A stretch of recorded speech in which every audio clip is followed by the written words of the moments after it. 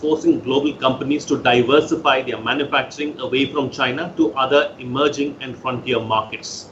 This pivot became particularly urgent since the outbreak of COVID-19 wreaked havoc on China-based supply chains, exposing the world's overdependence on China.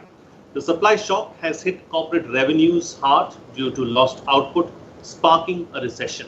On this edition of The Big Picture, we will analyze why the world wants to move away from China and can it be done. Joining me on the program today are Professor Srikant Kondapalli, Center for East Asian Studies, JNU, Vishnu Prakash, former ambassador, and Shubhoy Bhattacharjee, consulting editor of the Business Standard. Thank you to all my guests for joining me on this edition of The Big Picture. Ambassador, I'd like to begin the program with you first. So why are governments around the world so concerned about this entire dependency on China? Well, as simple as this, that one fine morning, governments have woken up to find that there is so much of over-dependence on China for critical supplies that they have ended up giving China a coercive handle, and which China is using merrily. Let me illustrate. Today, USA, for example, is dependent on China for 93% of its API imports, active pharmaceutical ingredients, and that is a lifeline. India, which is one of the hubs of pharmaceutical hubs, we are dependent on China for more than 60% of our API supplies. And and this just, whether it is health care, whether it's food security, whether it is telecom, a variety of sectors, minerals, the dependence, over-dependence is such that can really complicate matters when push comes to shove. And China has demonstrated, they had hinted. I still remember the 4th March article by Xinhua, which had hinted that if China were to do what should be done or could to retaliate, USA will be in a soup. So, and not only that, China is not a market economy. Let's understand that. The biggest mistake that was committed, I think, with hindsight, was that 2001 China was admitted to WTO. They don't play by the rules. The world plays by the rules. China laughs the way to the bank, and plus has a coercive power. So, I mean, this is absolutely untenable. And economic consideration can no longer be the sole consideration for determining where industrial units will be located. Okay, all right, Professor, let me bring you in now. So, there is this sense from Australia to America that there is an over-dependence on China, and this is being talked about openly by heads of states too in several of the countries. How are the Chinese looking at all of this? I think the Chinese are also under siege because the IMF estimates that China will grow at around 1.2% this year, although Oxford Economics suggested they will grow at around 4.2%, which is a very exaggerated estimate because their PMI, Purchasing Managers Index, has fallen in April. While it has a slight edge in March, it crashed in February before to nearly about 40.64 points. Now it is around 50 odd points, slightly below the water level, emergence level. To that extent, I think they're also kind of worried because there are so many things which are still not above the water level. For instance, the unemployment rate generally is estimated around 6 to 7%, which is pretty high. But other scholars, researchers estimate to about 24% unemployment. That's about 70 million unemployed in China.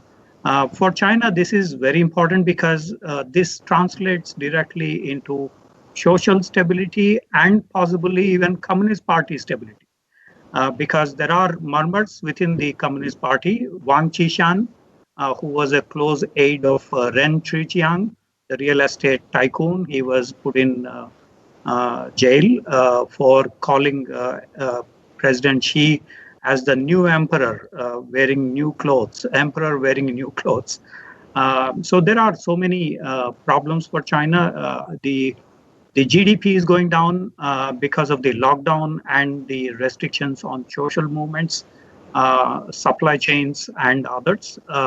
Secondly, the unemployment rate is increasing. Thirdly, the food, beverage industry, retail sector, and the tourism sector have fallen substantially, according to various estimates. There are now so all-round problem in the manufacturing and non-manufacturing sector. So China itself is trying to revive some of those supply chains, but it is a tall order for this year at least, which means that they have to then address the issues through more political aspects. That is what the response is towards the US, Australia, because they are all trying to ask about the origins of the COVID-19, which is a political issue because that means investigation into these Wuhan Institute of Virology, which also then means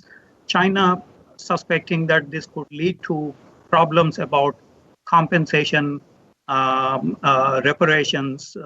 As you know, some have argued for nearly $6.5 trillion compensation, or the Germans have suggested over $200 billion.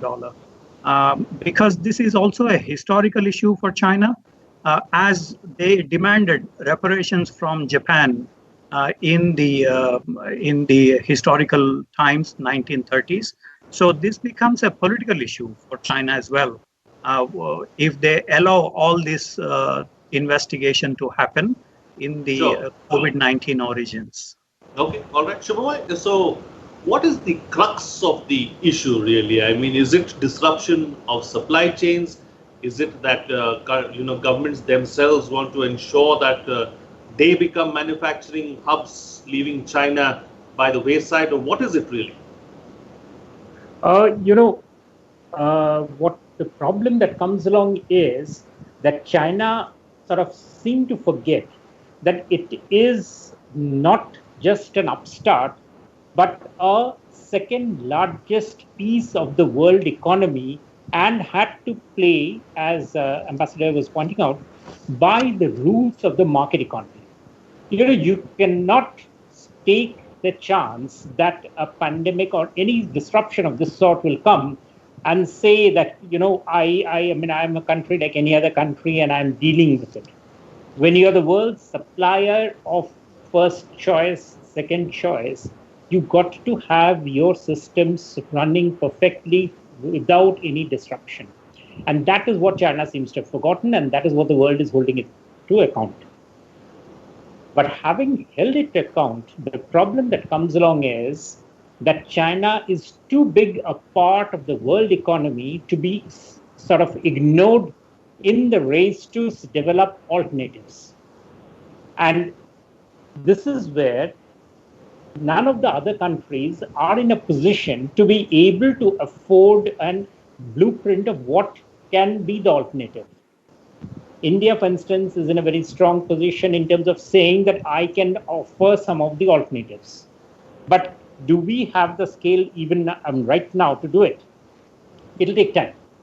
The countries of Asia together, India, Vietnam, Indonesia, a lot of these countries could come together to create an alternative, but that is something that will have to be worked out.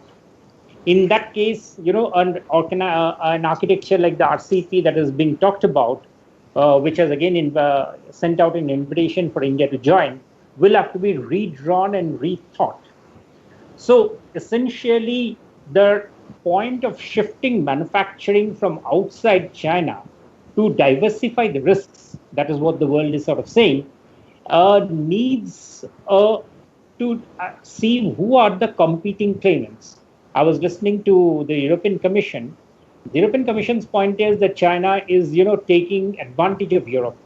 It's sort of inviting itself in, but it's not allowing Europe to be invited back. Now, that's a fair enough point. And India also has got the same gripe about China.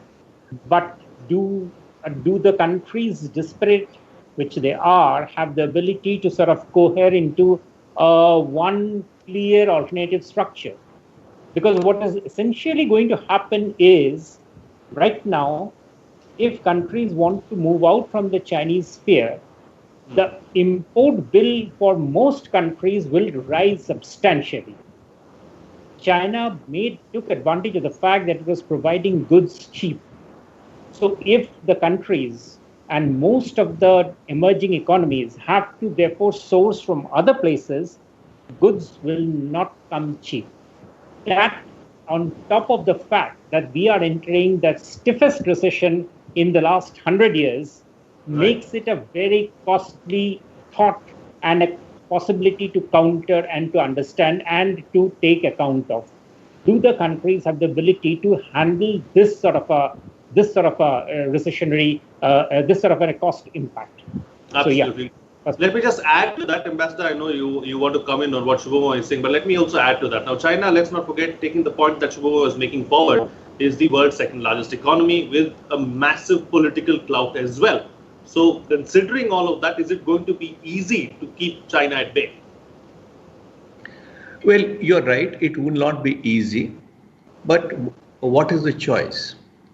Can we allow this economic blackmail to continue? You know, the fact is today that China has hooked the world onto a opiate or a narcotic, if I were to say, of cheap goods. So the choice is very simple. Either we remain lulled by that narcotic, keep on doing that and leave ourselves vulnerable, or at least in the critical sectors, important sectors, strategic sectors, start a decoupling. Now, we were speaking to a Chinese scholar, important Chinese scholar based in Beijing just a week ago. And he affirmed 2 points. One, that over the last 1 year, high-tech decoupling has been happening big time. A few years ago, that was not even thinkable.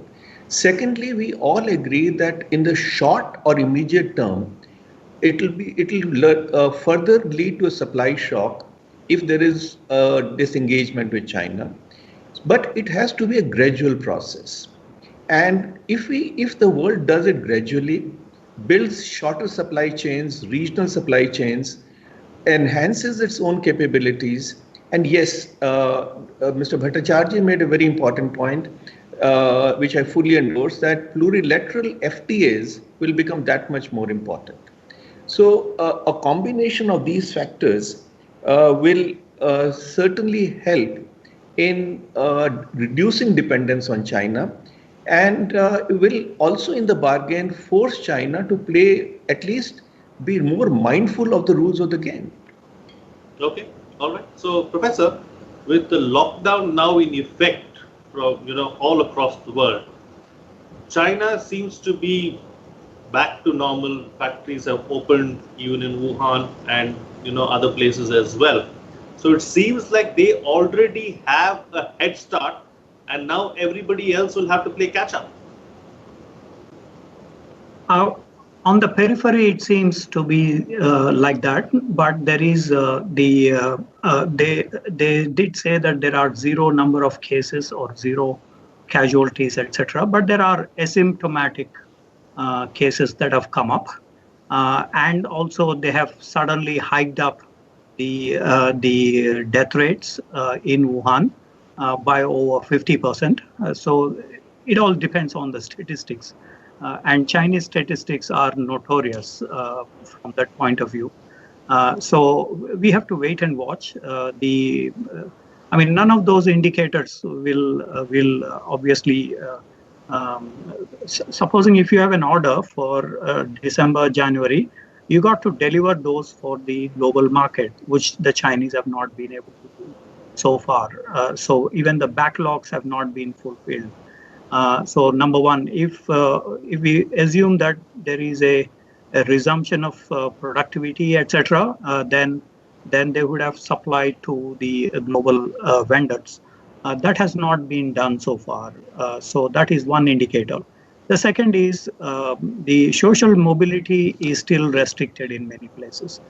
And obviously the workers would feel, why should they go to these factories if they have to, if they get the infection. The chances of infection are very high. So there is that hedging done by the local people as well. So to that extent, we do not know exactly whether those relaxed restrictions, etc. From April 8th, Wuhan has been opened up. The other major cities have also been opened up. So we have to see. In Shanghai, the schools and colleges have been opened, but now there is a view that they should be shut down because of the infections, etc. So it is still in a flux, the situation. As of now, the indicators are that they have not been able to resurrect the economy and the confidence levels among the people. So to that extent, I think it is fair to say we have to wait and watch for the next quarter, the second quarter, because the first quarter had seen a dip of nearly 6.8% in the GDP figures. So that means you have to really rebound. You probably have to, double up the kind of work that has been done. Some sectors are really doing well. The e-commerce platforms, they are doing really well. The Alibaba, Tencent, Taobao, Qingdong, these are doing well because those are the recent additions to the Chinese economic growth rates. But the other core sectors are still problematic because the demand domestically as well as internationally still is at a very low level. Automobile sales have not picked up. The other manufacturing units are also still problematic. So because of the domestic demand, which is true with every other country actually. So we have to wait and watch and whether they will able to reverse this trend. There is pressure on the Communist Party to restore production. In fact, that has been the main aim on January 21st when they put up that joint prevention center under the State Council. Over 40 documents have been released. Policy options have been made, especially in epidemic control, in economic production in other areas, logistics support, supply chains to be open, agriculture production, so on and so forth. But we'll have to wait and watch. In many areas, like in agriculture, for instance, the pork production has actually crashed. 116% inflation, 116% increase in the pork prices, which is a staple diet in China. Of course, right. Last year there is a 40% decline in piggery because of the African swine flu. So this is the restaurants are relatively closed. Not many people are joining. Cinema theaters are still problematic. The other retail sectors are also problematic. So we'll have to wait and watch, see how the response from the public generally is. Of course, everybody is working from home, so those IT sectors and service sectors are doing relatively better. Sure. Electronics and others. Okay, so basically the picture that is being painted for us from China is very different to what the reality is what you're suggesting, and we'll have to wait and see and wait and watch what the exact picture, how the exact picture really emerges. Will we see that? Still remains to be seen, of course. All right, Shubhoy, is there a need for like-minded nations then to collaborate? Maybe we need to see an easing of regulations if we have to see the world move away from China. I would say rather we'll have to construct regulations. Let me put it this way. I track the energy sector. In the energy sector, as the OPEC cartel continued to fleece the rest of the world, it was very difficult for the rest of the world to come together with a coherent strategy to be able to counter the impact of OPEC. In fact, now, as the OPEC has sort of got unbundled and collapsed, different countries are picking up pieces and to the best of their, strength, bargaining strength, and striking a deal. So it doesn't, in fact, there's quite a bit of chaos all around in the energy market. And it is basically, I'm highlighting this to illustrate the point the world's record in terms of being able to work out a plurilateral structure, much as I agree with the ambassador's point of view, isn't very strong. For instance, one of the forums where this thing should be discussed is G20. It is coming up, but from the position papers that is coming out, there is a lot of discussion on COVID. There isn't much of discussion on this replacement of China's hegemonistic sort of position. And for obvious reasons, as you yourself said in your remarks, the fact that it is too big a cog in the world economy for the rest of the world to take a position. Remember, the USA, even before the pandemic started, had started talking about protection and isolation for itself for its own reasons. So there's no reason why the rest of the world should actually believe that the big guys are working in terms of a structure which is going to be beneficial for everybody as an alternative structure. This is something that's worth remembering, that China is a devil. Is it the known devil, and is there an unknown devil that we are going to raise? Now, another point here, which is China definitely coming out of this pandemic, as the professor was pointing out, is not going to be the same China. The inflation numbers and others all make it very clear that China is going to be hugely raising its savings rate, which means China's ability, the e-commerce companies, to be the powerful hegemon that they were, will not be that anymore. The buying capacity of the Chinese is definitely going to be far less because they don't have a savings network. Even the sort of network rudimentary that we have in India, even that is not available. What does that mean? That means that the companies there will be, the e-commerce companies there will be far less able to finance and control the financial architecture of the rest of the world. Right. So that is another aspect that needs to be sorted out, because the payment structure that is coming up in this world was again largely getting dominated by the Chinese Alibaba and the Alipays. That will need to be reworked. So there are several moving parts which are coming up. One of the things that is clear is that every country is going into protectionism. Right. Globalization is on the retreat. Countries are raising whatever the costs, their ability to manufacture within their borders. And this is going to be a trend going ahead, no doubt about it. Whether this trend is going to be a large concerted effort of countries coming together, I think it's too early to even think on those lines. But definitely it is going to be a much more disaggregated pieces all over the place. All right, time now to get closing comments with the best way forward from all my panelists, starting first with you, Ambassador. Can we see India and maybe the ASEAN countries coming together, maybe some cooperation from the countries from the Far East as well, to try and deal with this particular issue? India and ASEAN will be yes and no, because ASEAN countries, some of them at least, are dependent on China also. But let me respond to your very valid question about the like-minded group, and that is what I have been thinking about also. The situation today is that not only China has subjected the world to this horror, which has already snuffed out 235,000 lives, but is also wanting to change the narrative. Look at the audacity that they want to get a pat on the back. UN Security Council is ineffective. G20 has become a talk shop. So and you have to basically, let me clarify, nobody wants to snap relations with China. Nobody wants to contain China. But China has to become a responsible member. So the way out perhaps is that like-minded countries, as you put it, or Quad plus.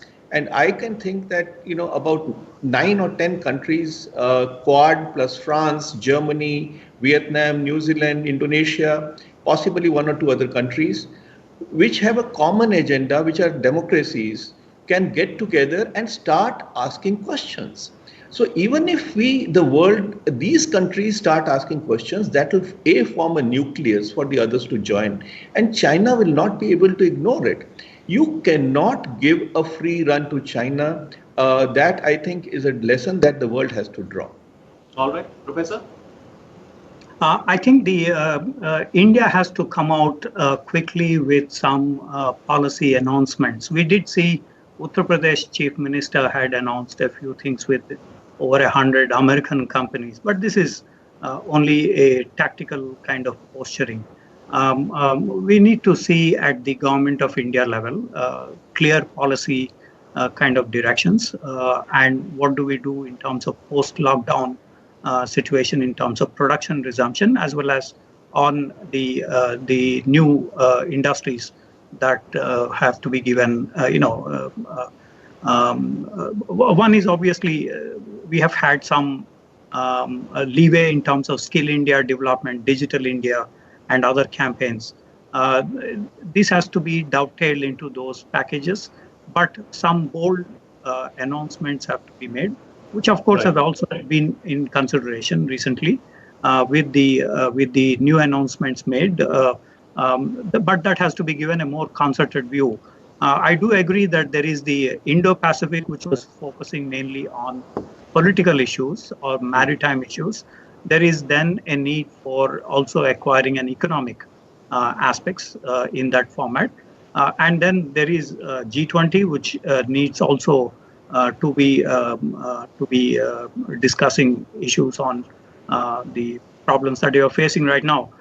China did had this ban on rare earth metals with Japan in 2003. So China did use trade as a weapon before.